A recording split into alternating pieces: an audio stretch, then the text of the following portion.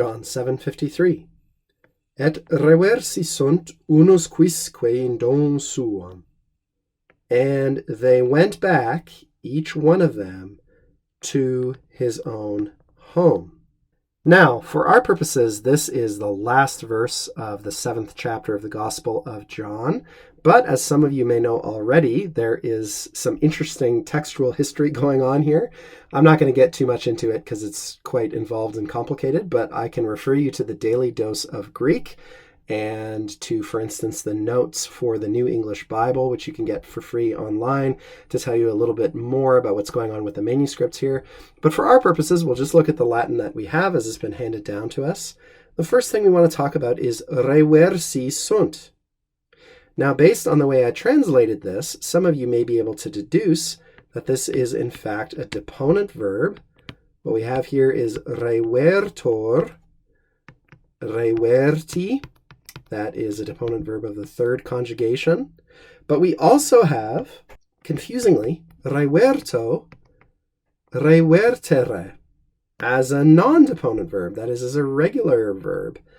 How are you going to know when you're seeing reverto, the non-deponent version, indicating a passive meaning, and when you're seeing a form of the deponent version indicating an active meaning? Well, unfortunately, you're going to have to just sort of check and see based on the context.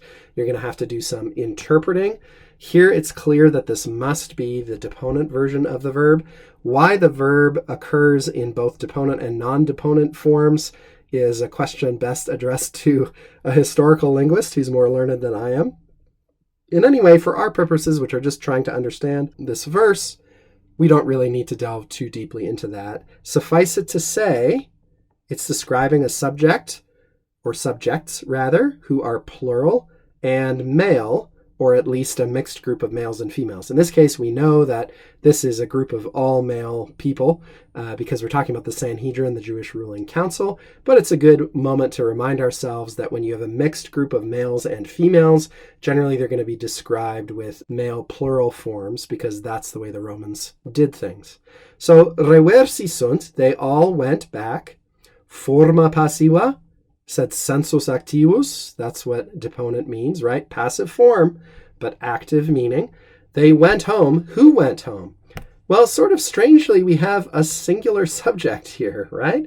Unus quisque. What a mouthful. Sometimes in the ancient world, it used to be written unus quisque as two words, and then eventually people just started blending those together logically enough. This just means each and every one independently and as a collective. That's sort of the way that we could translate it if we wanted to do it in a really more fulsome kind of way, but it's equivalent to English, each one of them, each and every one of them, we might even say. They did what? They went back, they returned, literally, to their own homes. But of course, these are singulars as well. And so this is one of those cases where we have to try not to be confused by the fact that, again, we've got a singular subject that's referring nevertheless to a collective. And when we describe their homes, it's not that they all live in one home. It's that we're thinking of each man's individual home that each man is returning to.